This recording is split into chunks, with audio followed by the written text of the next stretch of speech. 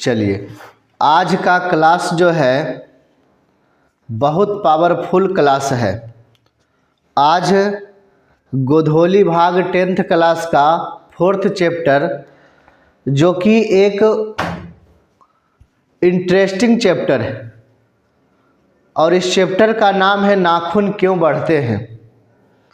यह प्रश्न जो है कितना गजब का प्रश्न है कि एक प्रश्न से पूरा चैप्टर को व्याख्या किया गया है, नाखून क्यों बढ़ते हैं। और यह प्रश्न सबसे पहले लेखक की छोटी बच्ची किसी काम को कर रहे थे, खेल रहे थे, उस समय जो है पिता से पूछे कि पिताजी नाखून क्यों बढ़ते हैं, और हजारी प्रसाद द्विवेदी जी ने पूरे व्याख्या कर दिए एक चैप्टर में। और ये बहुत महत्वपूर्ण चैप्टर है। इस चैप्टर में आपको बहुत मज़ा आने वाला है। तो चलिए हम लोग देखते हैं। देखिए नाखून किस तरीक़ा से बढ़ा हुआ है। नाखून क्यों बढ़ते हैं एक ललित निबंध है, याद रखिएगा। नाखून में हम लोग ललता लगाते हैं, तो ललता से याद रखिएगा ललित निबंध। हजारी प्रसाद द्विवेदी जी यही जो है पूरा व्याख्या कर दिए चैप्टर को, नाखून क्यों बढ़ते हैं।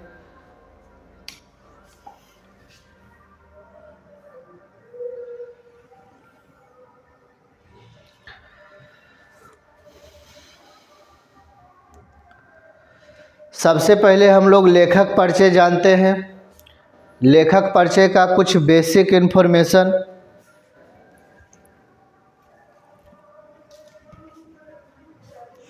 चलिए, तो लेखक परिचय, रचनाकार हजारी प्रसाद द्विवेदी जी। इनका जन्म जो है 19 अगस्त 1907 ईस्वी में छपरा बलिया उत्तर प्रदेश में हुआ था। रचनाकार कौन? हजारी प्रसाद द्विवेदी जी। इनका जन्म 19 अगस्त 1907 ईस्वी में छपरा बलिया उत्तर प्रदेश में हुआ था। इनका मृत्यु जो हुआ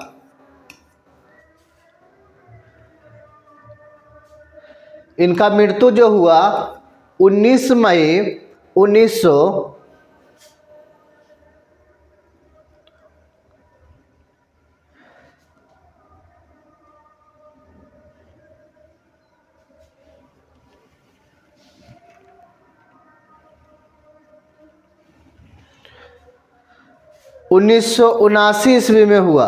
1979 ईस्वी में हुआ। कहाँ हुआ? तो दिल्ली में हुआ। कहाँ हुआ? तो दिल्ली में हुआ।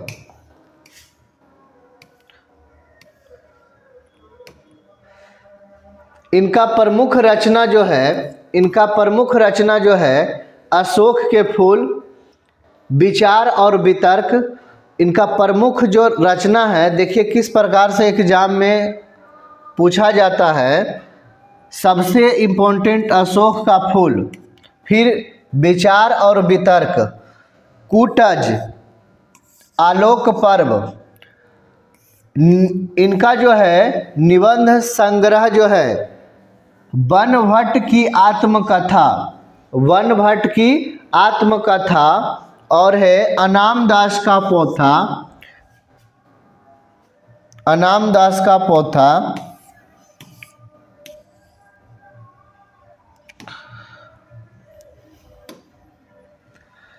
इनका उपन्यास जो है सुर साहित्य, हिंदी साहित्य की भूमिका, पृथ्वीराज रासो, विश्व शांति, और विश्व शांति का दूसरा नाम शांति निकेतन। विश्व शांति का दूसरा नाम क्या है? शांति निकेतन। अब कुछ इनाम जो है, जैसे आलोक पर्व पर साहित्य अकादमी पुरस्कार मिला। आलोक पर्व जो है उस पर क्या मिला? साहित्य अकादमी पुरस्कार मिला। भारत सरकार द्वारा पद्म भूषण सम्मान भी मिला। भारत सरकार द्वारा पद्म भूषण सम्मान भी इनको मिला। तो इस प्रकार से लेखक परिचय देखें। अब प्रश्न उत्तर, जो कि लाजवाब प्रश्न उत्तर यहाँ पर दिया गया है।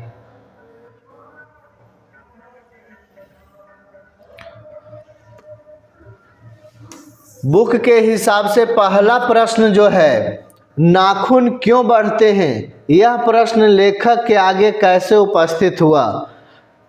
सबसे पहले लेखक के आगे जो है यह प्रश्न कौन लाया, कैसे उपस्थित हुआ, इसके बारे में बताना है। तो अभी बताए थे कि छोटी बच्ची जो है, छोटी बच्ची के द्वारा जो है यह प्रश्न आया कि पिताजी पिताजी नाखून क्यों बढ़ते हैं। क्योंकि देखिए, कोई भी बच्चा अगर खेल रहा है और खेलते समय अगर उसको आप बुलाते हैं और बुलाकर अगर कुछ उससे काम करने के लिए कहते हैं या उसमें कुछ काम करते हैं, तो वो बच्चा थोड़ा सा नाखुश हो जाता है। इसी प्रकार से देखिए यहाँ पर क्या हुआ। सबसे पहले देखिए, एक बच्चा जो है, यहाँ पर देखिए बच्चा की कहानी बताते हैं। सबसे पहले कितना बढ़िया बच्चा है। एक दिन लेखक अपने छोटी बच्ची को नाखून काट रहे थे और वह बच्ची खेलने में लगी हुई थी। उसे नाखून कटवाना अच्छा नहीं लग रहा था। बेचारी खेल रही थी और इसको अच्छा नहीं लग रहा था। वहाँ खेल रही थी और पकड़ के लाया गया तो इसे अच्छा नहीं लगा। इसीलिए उसने लेखक से पूछा, पिताजी पिताजी नाखून क्यों बढ़ते हैं। लो, अब ये पूछें और इसमें एक प्रश्न बन गया और एक चैप्टर बन गया। बात समझे। तो सबसे पहले प्यारी बच्ची खेल रही थी, खेलते समय इसे पकड़ कर लाया गया नाखून काटने के लिए। तो ये छोटी सी बच्ची क्या प्रश्न बताए कि पिताजी पिताजी नाखून क्यों बढ़ते हैं। ये प्रश्न जो है बच्ची पूछे पिताजी से। चलिए, तो यह जो क्वेश्चन का आंसर, सटीक आंसर आपको मिल गया। नाखून क्यों बढ़ते हैं, यह प्रश्न लेखक के आगे कैसे उपस्थित हुआ। तो लिखना है कि एक दिन लेखक अपने छोटी बच्ची को नाखून काट रहे थे। वह बच्ची खेलने में लगी हुई थी। उसे नाखून कटवाना अच्छा नहीं लग रहा था। इसीलिए उसने लेखक से पूछा, पिताजी पिताजी नाखून क्यों बढ़ते हैं। इस प्रकार से आप लिखिएगा आंसर। सेकंड नंबर प्रश्न,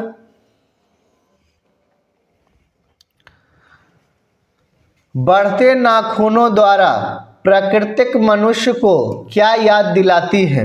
बढ़ते नाखून, तो ये छोटा सा प्रश्न है कि बढ़ते नाखूनों के द्वारा प्राकृतिक मनुष्य के उसके पार्श्ववृत्ति की याद दिलाती है। पार्श्ववृत्ति की याद दिलाती है, यानी पुरानी याद दिलाती है।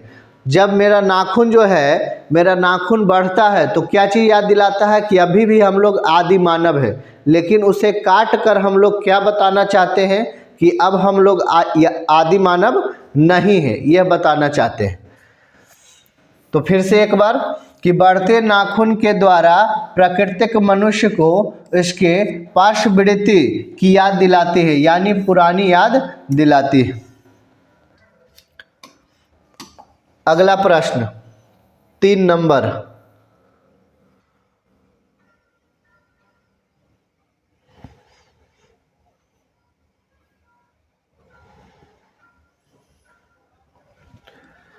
लेखक द्वारा नाखूनों को अस्त्र के रूप में देखना कहाँ तक संगत है। अस्त्र के रूप में देखना कहाँ तक संगत है। जब हम लोग जंगल में रहते थे तो नाखून का काम आता था। नाखून और दांत ही हमारा अस्त्र होते थे। अब किसी को मारना है या रोकना है जानवर से, तो वहाँ पर नाखून और दांत का प्रयोग हम लोग करते थे। अभी भी देखिए, कोई बच्चा अगर गांव में लड़ता है, कहीं पर लड़ता है, तो सबसे पहले वो नाखून और दांत का प्रयोग करते। तो यहाँ पर देखिए इसका आंसर, लेखक द्वारा नाखून को अस्त्र के रूप में देखना कहाँ तक संगत है।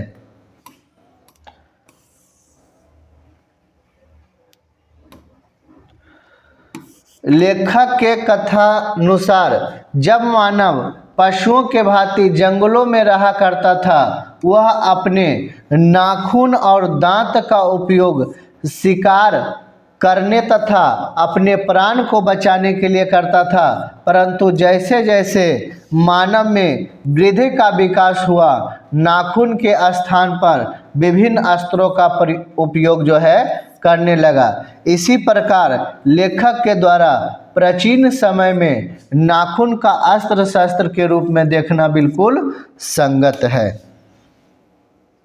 बहुत अच्छा आंसर। चलिए अगला प्रश्न को देखते हैं।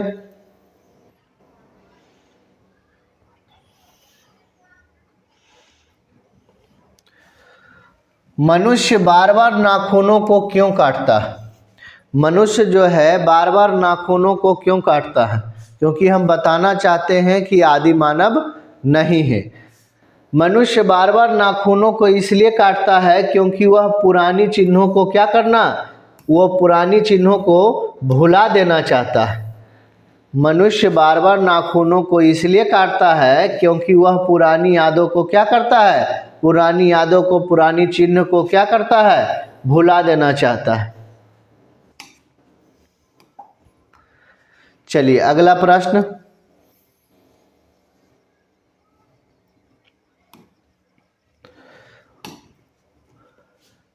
सुकुमार विनोदों के लिए नाखून को उपयोग में लाना मनुष्य ने कैसे शुरू किया?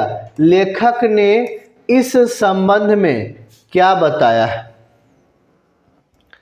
इसका उत्तर किस प्रकार से लिखेंगे?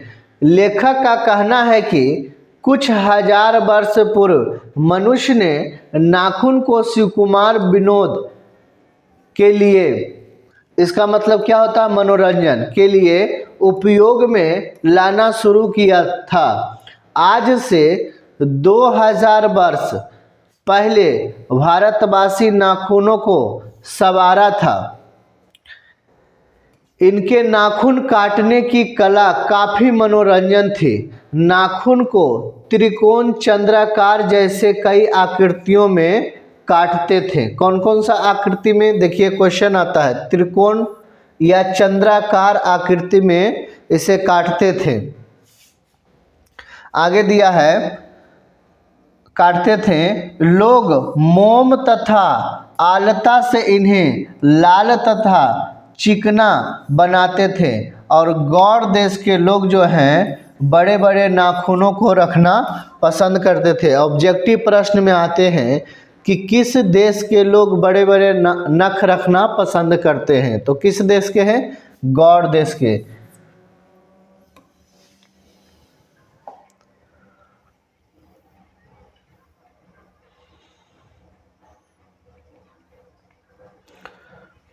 चलिए इसी प्रकार से छठा प्रश्न देखते हैं।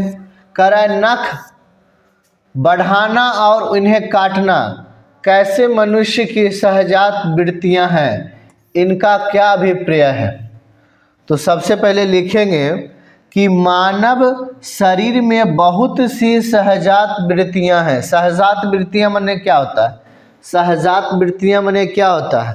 जैसे बाल बढ़ना, नाखून बढ़ना, दाढ़ी बढ़ना, लंबाई बढ़ना, ये सब कौन सा वृत्तियां कहलाता है? तो सहजात वृत्तियां कहलाता है। जैसे बाल बढ़ना, ये सब तो ऑटोमेटिक है। तो कह रहा है क्या, नाखून बढ़ना पशुता की पहचान है और नाखून काटना मनुष्यता की पहचान है, क्योंकि पशु बनकर वह आगे नहीं बढ़ सकता, इसीलिए नाखून को क्या करता है? काट लेता है। यहाँ पर एक चीज़ बहुत इम्पोर्टेंट लाइन है कि नाखून बढ़ना किसका है? पशुता की पहचान है, लेकिन नाखून काटना मनुष्यता की पहचान है। बात समझे? इसीलिए जो है नाखून क्या करते हैं? काट लेते हैं। चलिए 7वां नंबर प्रश्न।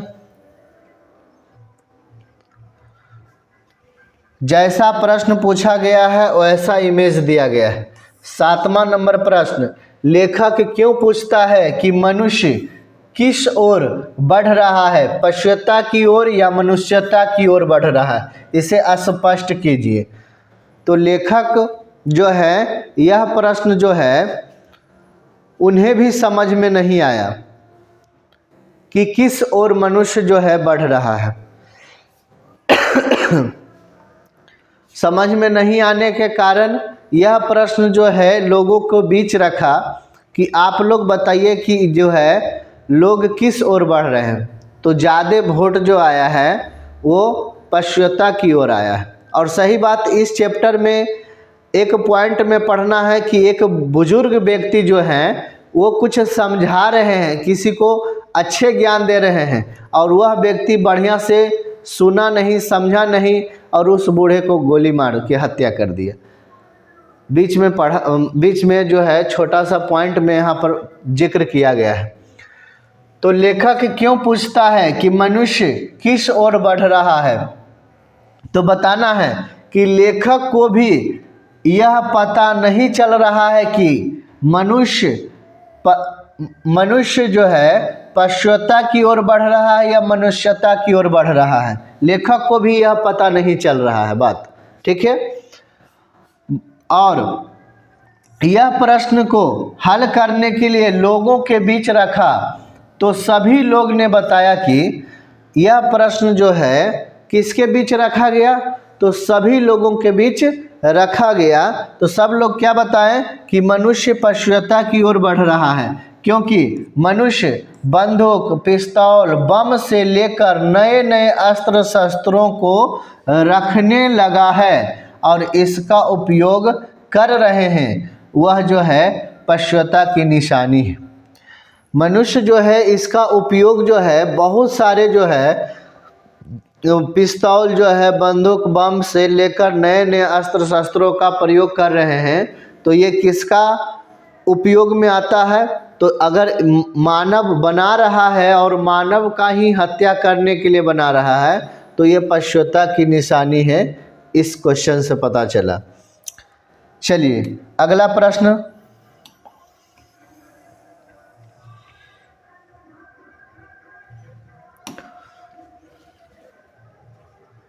चलिए 8 नंबर प्रश्न कह रहा है, 8वां नंबर प्रश्न कि देश की आज़ादी के लिए प्रयुक्त किन शब्दों की अर्थ मीमांसा लेखक करता है और लेखक के निष्कर्ष क्या है।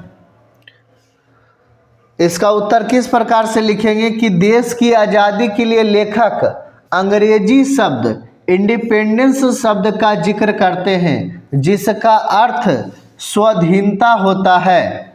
आज़ादी के समय सभी लोग स्वतंत्र होना चाहते थे, लेकिन लेखक का निष्कर्ष है कि लोगों को स्वाधीनता तो मिल गई है, परंतु वह स्वतंत्र कहाँ हैं, क्योंकि स्वाधीनता का अर्थ होता है खुद के अधीन रहना। स्वाधीनता का अर्थ क्या होता है, खुद के अधीन रहना। सभी लोग आज़ाद हो गए हैं, देश आज़ाद हो गया है, लेकिन सभी लोग जो है अभी आज़ाद कहाँ हैं। यह प्रश्न का उत्तर है कि अभी जो है सभी लोग आज़ाद कहाँ हैं, क्योंकि यहाँ बता रहे हैं कि स्वाधीनता का अर्थ क्या होता है, खुद के अधीन रहना। अभी बहुत लोग जो है खुद पर अधीन नहीं है। चलिए अगला प्रश्न।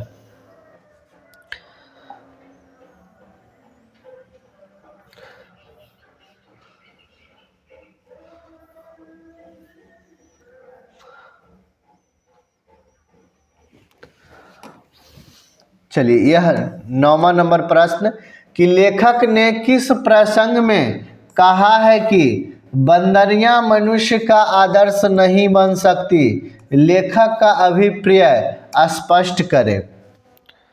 बंदरियां जो है वो मनुष्य का आदर्श नहीं बन सकती। अब यहाँ पर देखना है, 2 तस्वीर के माध्यम से हम बताना चाह रहे हैं। लेखक का कहना है कि मेरे बच्चे को गोद में दबाए रखने वाली बंदरियां मनुष्य का आदर्श नहीं बन सकती, क्योंकि कालिदास ने सच ही कहा था कि सब पुराने अच्छे नहीं होते और सब नए खराब नहीं होते। कौन कहे थे? कालिदास। यह प्रश्न जो है, यह प्रश्न यहाँ से आता है। यह प्रश्न याद रखिएगा कि किसने कहा था कि सब पुराने अच्छे नहीं होते और सब नए खराब नहीं होते। कालिदास ने कहा था। कालिदास। कालिदास क्या कहे थे कि सब पुराने अच्छे नहीं होते और सब नए खराब नहीं होते। जिस प्रकार से बच्चा जो है मनुष्य के पास रहते हैं उस प्रकार से जानवर के पास नहीं रह सकते हैं।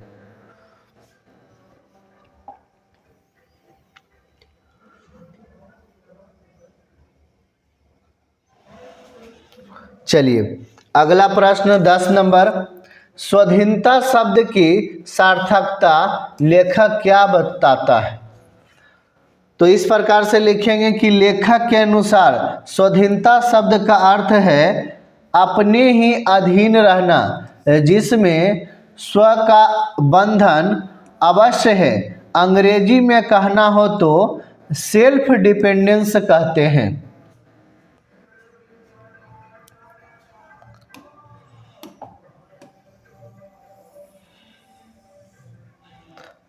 चलिए ये भी प्रश्न बहुत अच्छा है। जो भी हम बता रहे थे बूढ़े की कहानी, निबंध में लेखक ने किस बूढ़े का जिक्र किया है? लेखक की दृष्टि में बूढ़े के कथनाओं का क्या करिए, सार्थकता क्या है इसको स्पष्ट करिए।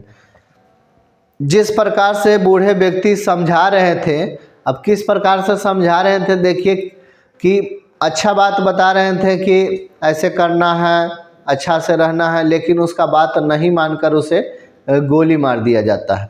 अच्छा ज्ञान देने वाला लोग से नफरत करने लगे। चलिए तो लेखक ने एक बूढ़े का जिक्र करते हुए कहा है कि बाहर नहीं भीतर की ओर देखो। कितना बढ़िया बढ़िया बात बोले हैं। देखना है कि बाहर नहीं भीतर की ओर देखो, हिंसा को मन से दूर करो। हिंसा को मन से क्या करो, दूर करो। क्रोध और दोष को दूर करो। ये बूढ़े व्यक्ति कह रहे हैं। बूढ़े व्यक्ति जो है ज्ञान दे रहे हैं। क्या दे रहे हैं कि क्रोध और दोष को क्या करो, दूर करो। लोगों के लिए कष्ट सहो, आराम की बात मत सोचो, प्रेम की बात सोचो। तो एक व्यक्ति को यह बात अच्छा लगा या ना लगा, उस बूढ़े व्यक्ति को गोली मार के हत्या कर दिया। सोचिए कितना बढ़िया बढ़िया बात जो है, अच्छा अच्छा बात बता रहा था, है ना, लेकिन इसे जो है क्या किया, गोली मारकर हत्या कर दिया गया।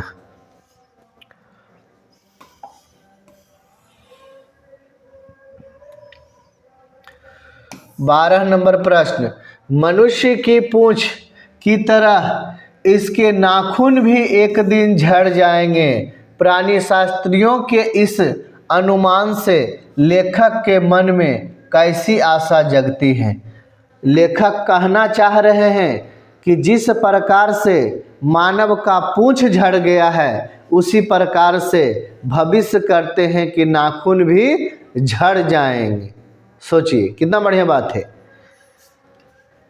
लेखक का कहना है कि जैसे मानव का पूंछ झड़ गया है, उसी प्रकार नाखून का भी बढ़ना एक दिन झड़ जाएगा, तो फिर मनुष्य एक अच्छा इंसान बन जाएगा। जिस प्रकार से मानव का पूंछ जो है, आदि मानव थे तो उस समय पूंछ था, तो पूंछ झड़ गया है, उसी प्रकार से नाखून भी एक दिन झड़ जाएगा। चलिए अगला प्रश्न 13वां नंबर क्या कर रहा है, सफलता और चरित्रता शब्दों में लेखक अर्थ की विभिन्नता किस प्रकार प्रतिपादित करता है?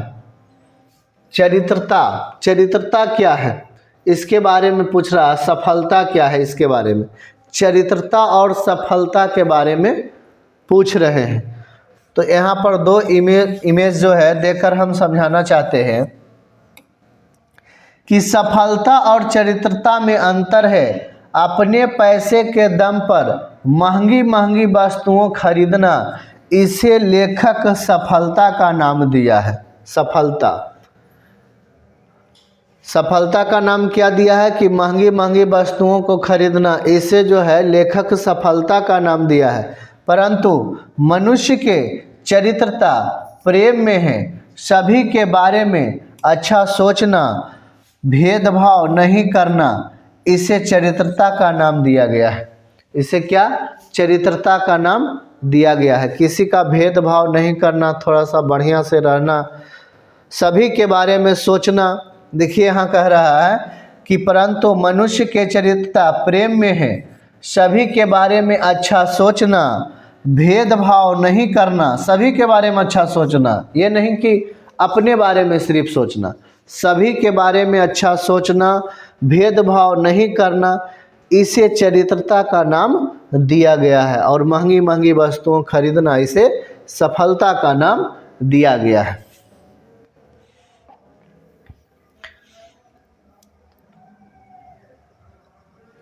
चौदह नंबर प्रश्न में व्याख्या करना है, और व्याख्या करना तो आप लोग को आता ही है। पहला व्याख्या क्या है कि काट दीजिए वो चुपचाप दंड स्वीकार कर लेंगे, पर निर्लज अपराधी की भांति फिर छूटते ही सिंध पर हाजिर। सबसे पहले व्याख्या करने वाला प्रश्न में 2 लाइन खुद से लिखने के लिए सोचेंगे।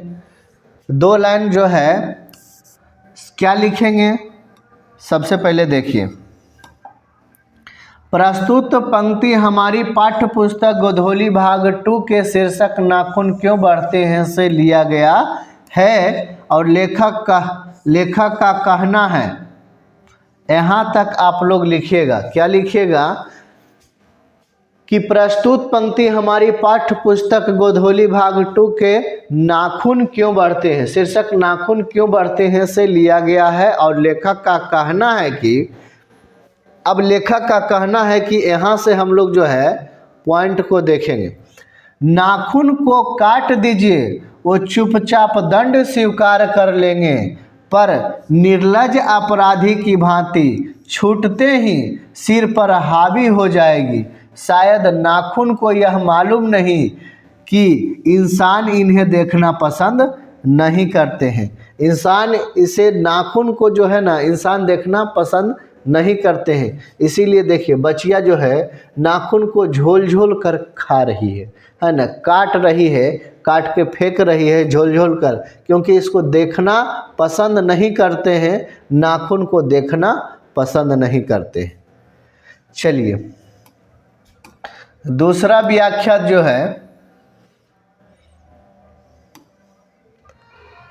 दूसरा व्याख्या कह रहा है कि मनुष्य नाखून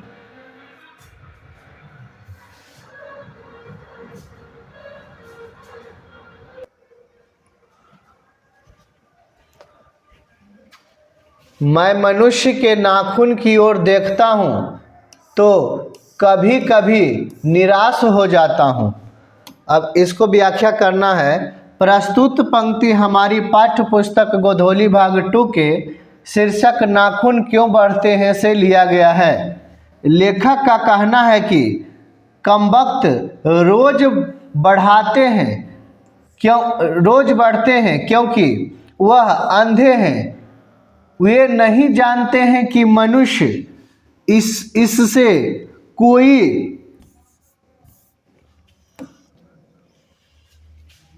क्योंकि जो है मनुष्य को इससे कई गुना शक्तिशाली अस्त्र मिल चुका है। मनुष्य के नाखून की ओर देखता हूँ तो कभी कभी निराश हो जाता हूँ।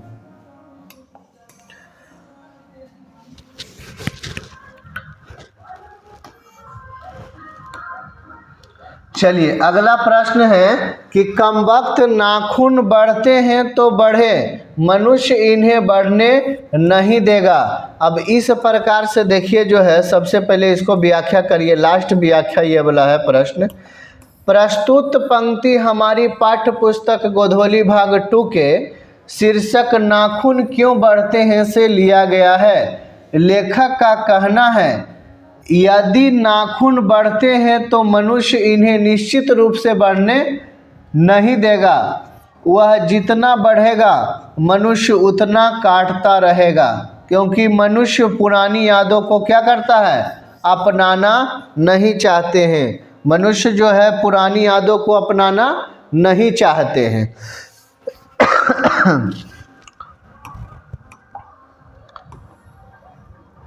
चलिए अगला प्रश्न जो है, अगला प्रश्न है कि लेखक की दृष्टि में हमारी संस्कृति की बड़ी भारी विशेषता क्या है, स्पष्ट कीजिए। सबसे पहले लेखक की दृष्टि से आज की अधीनता के रूप में ना सोचकर स्वाधीनता के रूप में सोचता है, यह भारतीय संस्कृति की विशेषता है। अधीनता, अपने बारे में नहीं सोचकर सभी के बारे में सोचें, ये क्या है, यह भारतीय संस्कृति की सबसे प्रथम विशेषता है। चलिए अगला प्रश्न है कि नाखून क्यों बढ़ते हैं का सारांश जो है प्रस्तुत करें।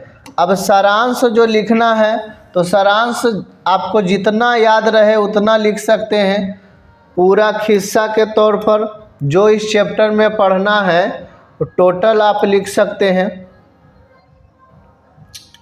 सबसे पहले हम छोटा सा जो है सारांश लिखे हैं समझाने के लिए। देखिए आप, नाखून क्यों बढ़ते हैं निबंध के रचनाकार हजारी प्रसाद द्विवेदी जी हैं।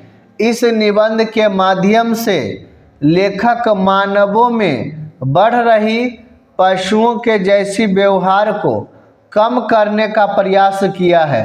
आज भी दो व्यक्ति जब आपस में लड़ते हैं तो सबसे पहले नाखून का उपयोग करते हैं।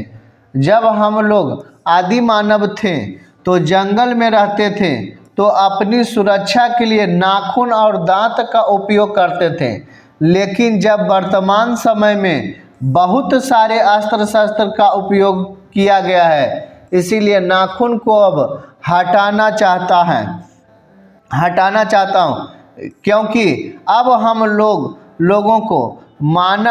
हम लोग जो है मानव बन चुके हैं।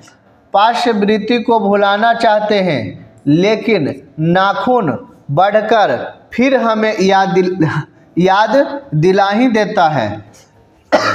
लेकिन लेखक के अनुसार जिस तरह से हम लोगों का है न पूंछ झड़ गया है, उसी प्रकार से एक दिन क्या हो जाएगा, एक दिन नाखून भी झड़ जाएगा।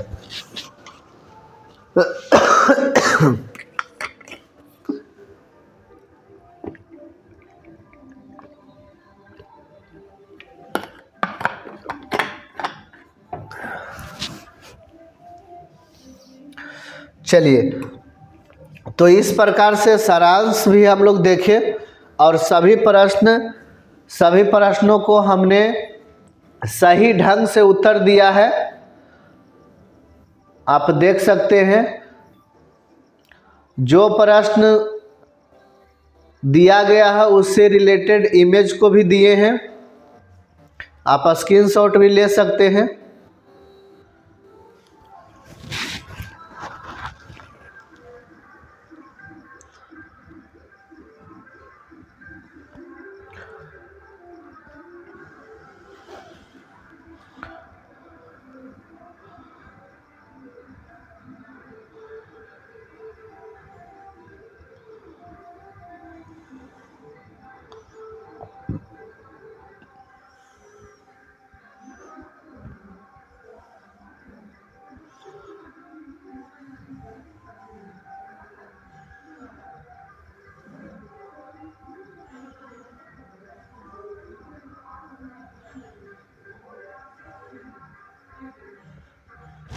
चलिए अब हम लोग ऑब्जेक्टिव प्रश्न को देखते हैं।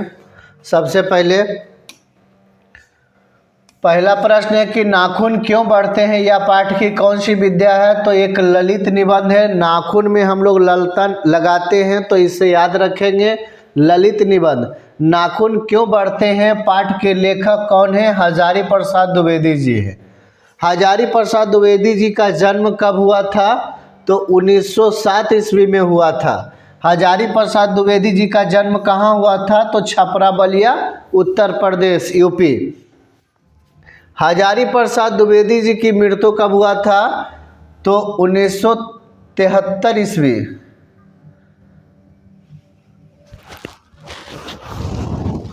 कह रहा है कि किस रचना पर हजारी प्रसाद द्विवेदी जी को साहित्य अकादमी पुरस्कार मिला? तो आलोक पर्व पर मिला। किस पर मिला? आलोक पर्व पर।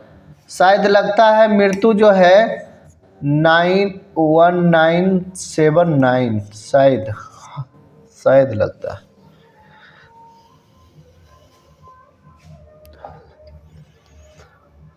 चलिए आगे हम लोग देखते हैं कि बढ़ते नाखून हमें किसकी याद दिलाती है? तो पार्श्ववृत्ति की याद दिलाती है। 8वां नंबर प्रश्न है कि नाखून क्यों बढ़ते हैं? यह प्रश्न लेखक से किसने पूछा था? तो उसकी छोटी लड़की ने पूछा था।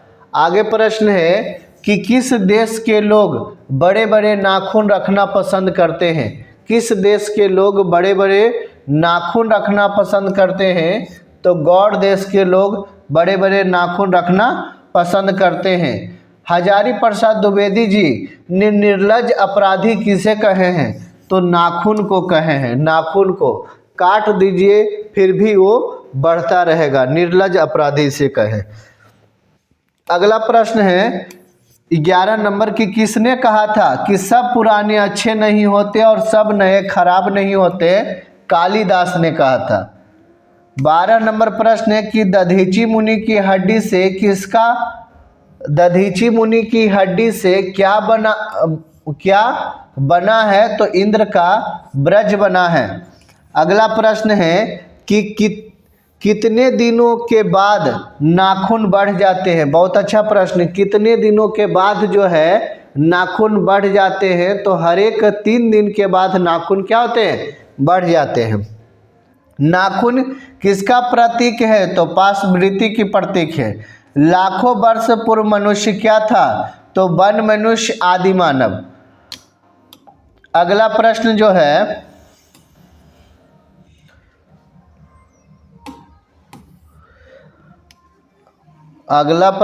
है कि इंद्र का ब्रज जो है किसकी हड्डियों से बना है? तो दधीची मुनि की हड्डियों से बना है इंद्र का ब्रज।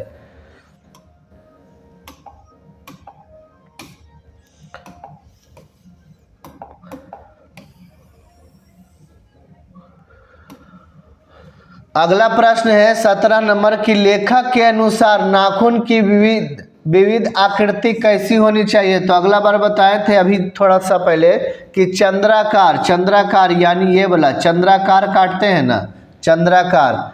अशोक के फूल किसकी रचना है? हजारी प्रसाद द्विवेदी का है। आलोक पर्व किसकी रचना है? हजारी प्रसाद द्विवेदी जी का है।